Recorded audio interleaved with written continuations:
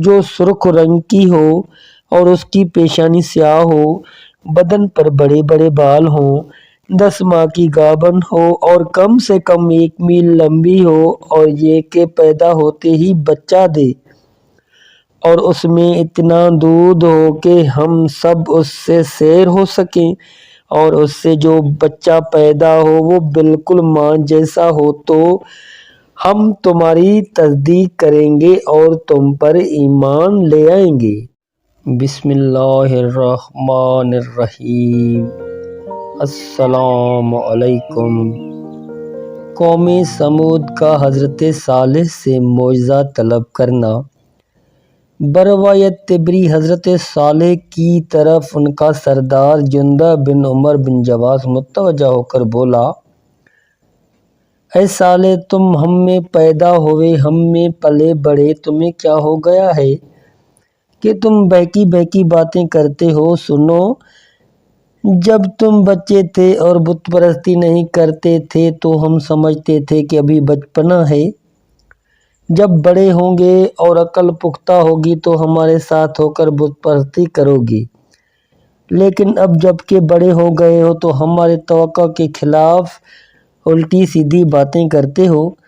حضرت صالح نے فرمایا کہ میں الٹی سیدھی نہیں بلکہ صرف سیدھی باتیں کرتا ہوں، میں یہی تو کہتا ہوں کہ اس خدا کے سامنے سر نیاز جھکاؤ جس نے تمہیں پیدا کیا ہے، وہ واحد یکتا ہے، اس کا کوئی شریک نہیں ہے، تم بت پرستی چھوڑ دو، یہ گمراہی ہے۔ یہ سن کر جندہ بن عمر نے اپنے 70 ساتھیوں سے مشورے کے بعد کہا کہ اے صالح، اگر تم اس بہت بڑے پتھر سے جس کا نام کعبہ ہے ایسی اونٹنی پیدا کر دو جو سرخ رنگ کی ہو اور اس کی پیشانی سیاہ ہو، بدن پر بڑے بڑے بال ہوں، 10 ماہ کی گابن ہو اور کم سے کم 1 میل لمبی ہو، اور یہ کہ پیدا ہوتے ہی بچہ دے، اور اس میں اتنا دودھ ہو کہ ہم سب اس سے سیر ہو سکیں، اور اس سے جو بچہ پیدا ہو وہ بالکل ماں جیسا ہو، تو ہم تمہاری تصدیق کریں گے اور تم پر ایمان لے آئیں گے۔ اور اگر تم ہماری یہ شرط پوری نہ کر سکے تو ہم تمہیں زندہ نہ چھوڑیں گے۔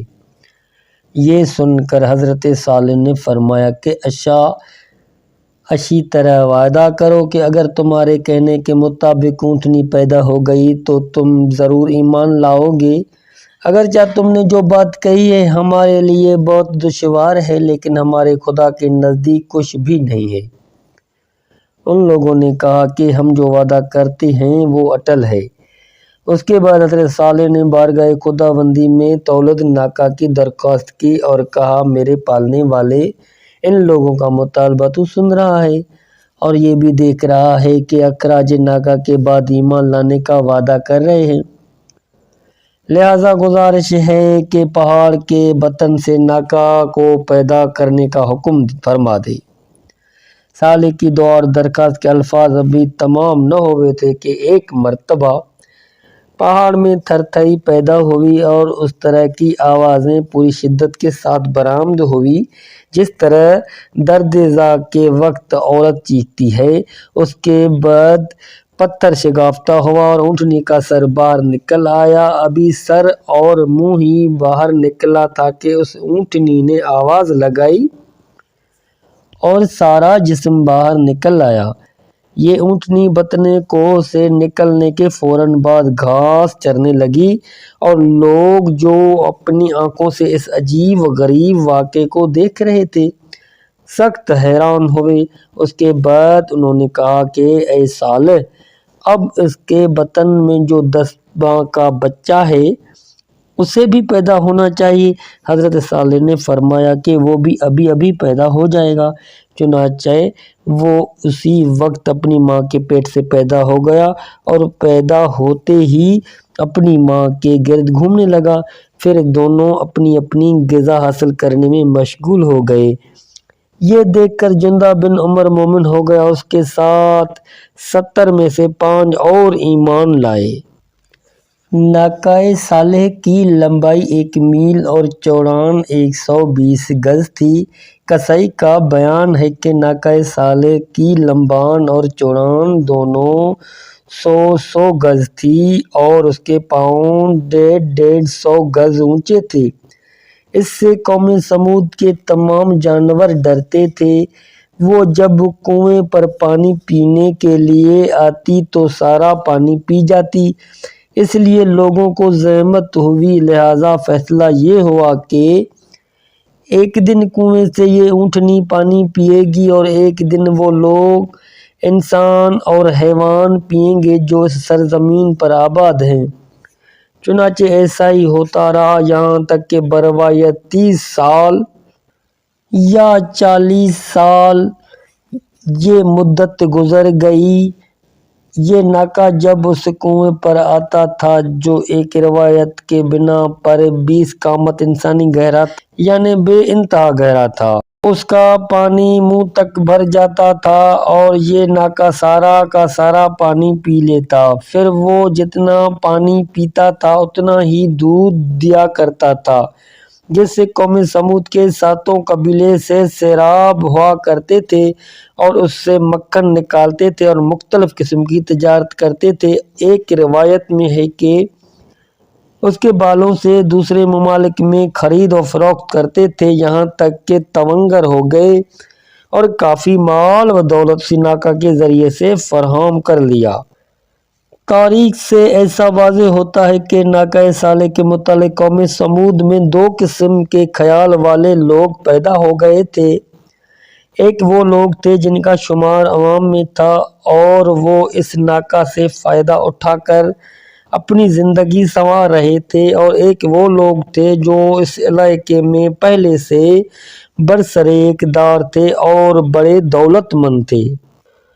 उन्हें ये ख्याल था कि नाकाए साले से जो फ़ायदा अवाम हासिल कर रहे हैं, उन्हें फ़ायदे की वजह से वो हमारे इक़्तिदार को इस तरह तस्लीम नहीं करते जिस तरह करना चाहिए। इसके अलावा बरसरे इक़्तिदार तबका को एक परेशानी ये भी थी कि नाकाए साले की वजह से उनके तमाम जानवर उन आबादी से जंगल की तरफ भागने की सही करते थे, क्योंकि वो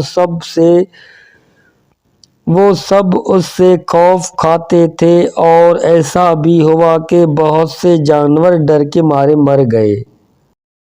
हज़रत सालेह के नाका का कत्ल। मुर्खीन का बयान है कि इस इलाके में एक औरत बरसरे इक़्तिदार थी जिसका नाम गुनेज़ा था। वो खुद तो बूढ़ी थी लेकिन उसकी लड़कियां हसीन और जमील थी और उस दौर में वो बहुत मशहूर थी। और गुनेज़ा की एक सहेली थी जिसका नाम सद्दूक था। उसने अपने खाला के बेटे के साथ शादी कर ली। उसका शौहर मुसलमान हो चुका था और वो अपनी बीवी का सारा माल नौ मुसलमानों पर खर्च किया करता था।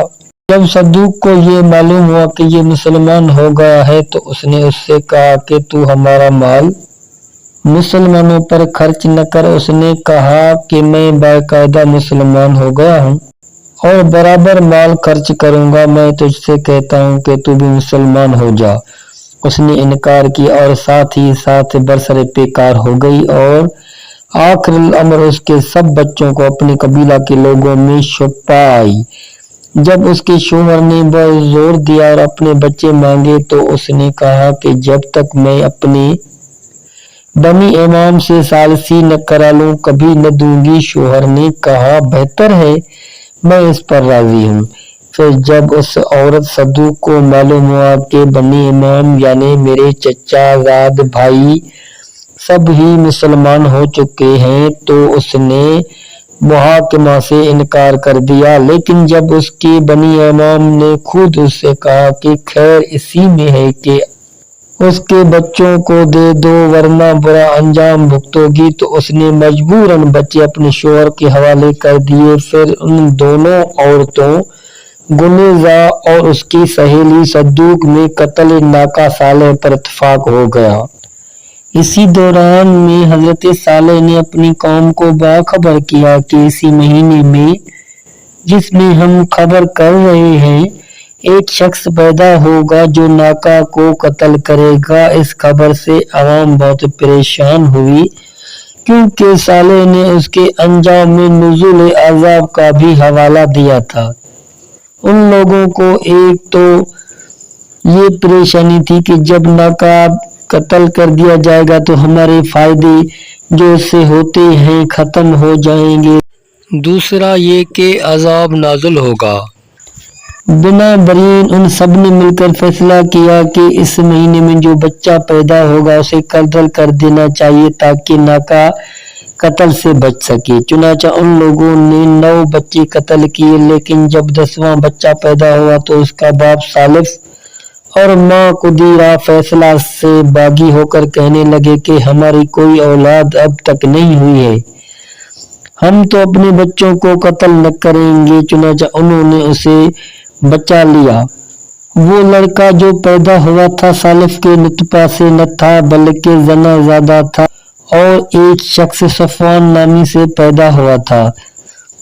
غلزیہ صالح اور قدیرہ نے اس بچے کا نام قدار رکھا اور وہ اس کی پرورش کرنے لگے، یہاں تک کہ بروایت بھی جب اس کی عمر 20 سال کی ہوئی تو وہ تیر اندازی میں بہت باکمال ہو گیا اور اس کے دل میں اکرناکا کا خیال پیدا ہوا۔ اس نے اس خیال کو پروان چڑھانے کے لیے سب سے پہلے ان لوگوں کو ہم نوا بنایا جو ناکا سے بچاؤ کے لیے قوم کے فیصلے کے مطابق اپنی 9 اولادیں قتل کرا چکے تھے۔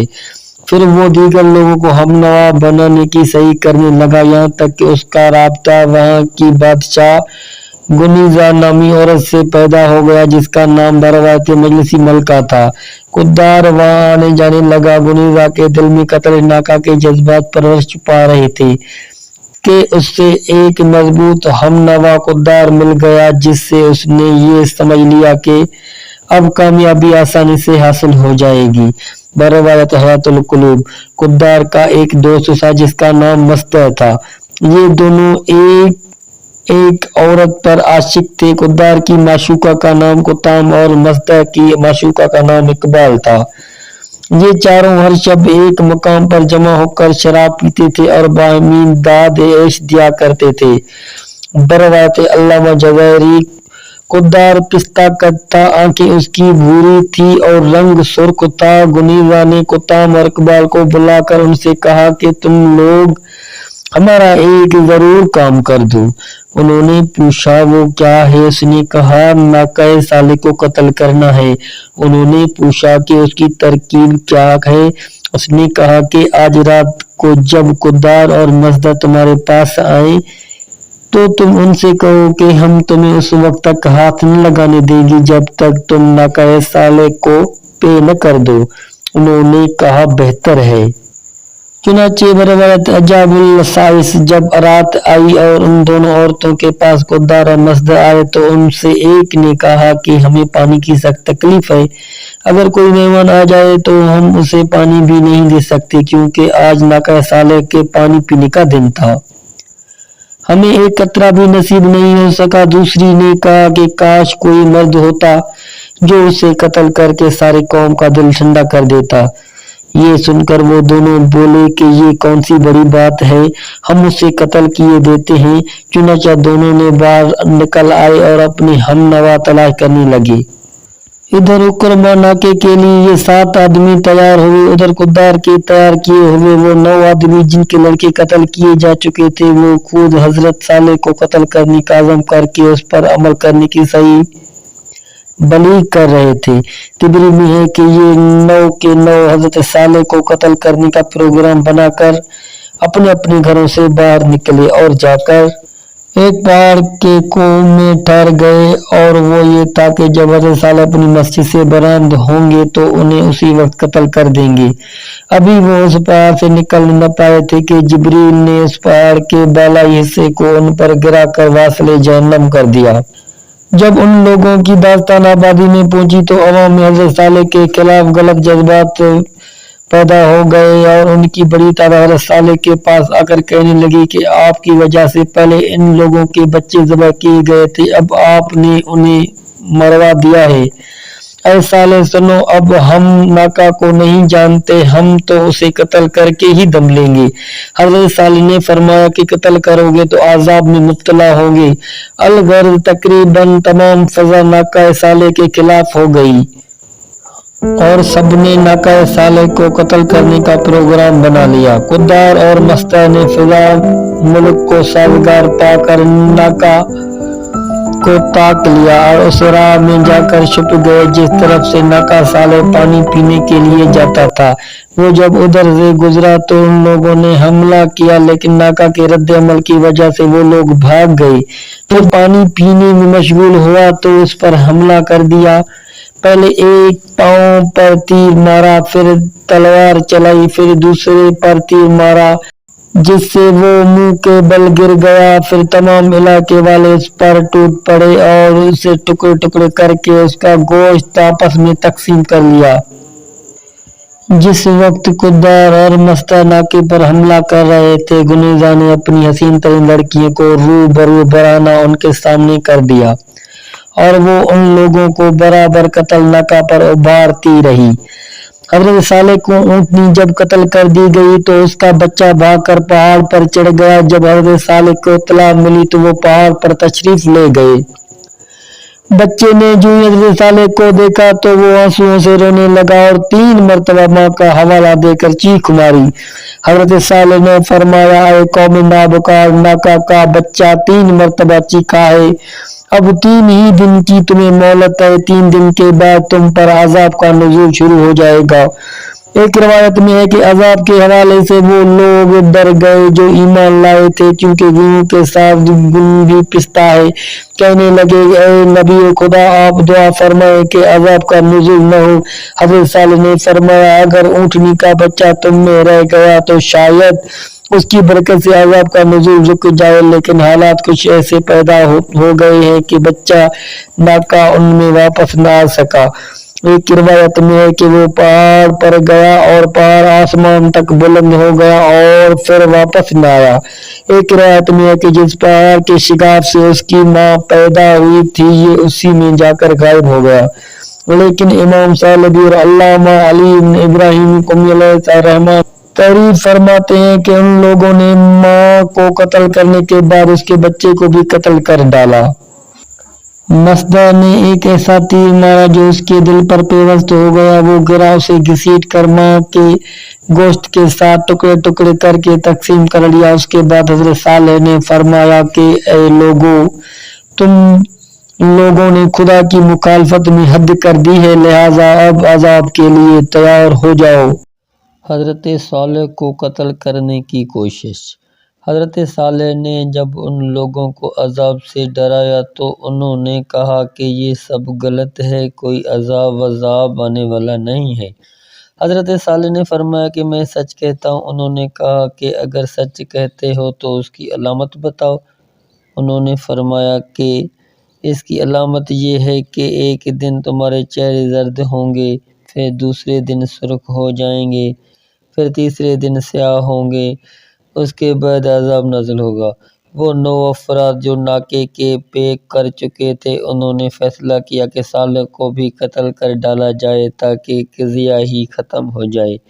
चुनांचे ये लोग एक पहाड़ में जा छुप बैठे। उनका ख्याल था कि जब इधर सालेह गुजरेंगे तो उनको इसी जगह कत्ल कर दिया जाएगा, लेकिन खुदावंद आलम ने उन पर पत्थर गिरा दिया और वो सब मर गए। उन लोगों के मरने की इत्तला जब कौम के दीगर अफराद को मिली तो ये सब जमा होकर मस्जिद सालेह पहुँचे और उसे घेर लिया और फैसला कर लिया कि आज सालेह को ज़रूर कत्ल कर डालेंगे। लेकिन उनमें जो ईमानदार थे उनसे कहने लगे, हजरत सालेह ने जब 3 रोज़ के बाद अज़ाब नुज़ूल का हवाला दिया है तो बेहतर ये है कि 3 दिन इंतज़ार करो, फिर जब अज़ाब के आसार नुमायाँ होंगे तब तुमको बाज रहना होगा, क्योंकि उनके कत्ल से अज़ाब में और शिद्दत पैदा हो जाएगी। और अगर आसार अज़ाब नुमायाँ न हो और उनका कज़ब ज़ाहिर हो जाए तो बेशक जो चाह ना करना। उन लोगों की ये बात मान ली गई। हजरत सालेह का कत्ल रुक गया।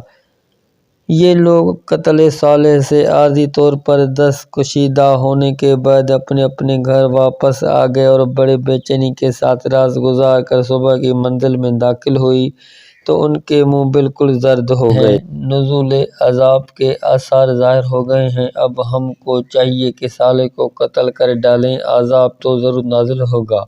چنانچہ یہ لوگ پھر حضرت صالح کے تعاقب میں نکلے۔ حضرت صالح کو جب ان کے عزائم معلوم ہوئے تو وہ اپنی مسجد سے نکل کر ایک بت پرست ابو حذافنیل کے مکان میں پناہ گزین ہوئے۔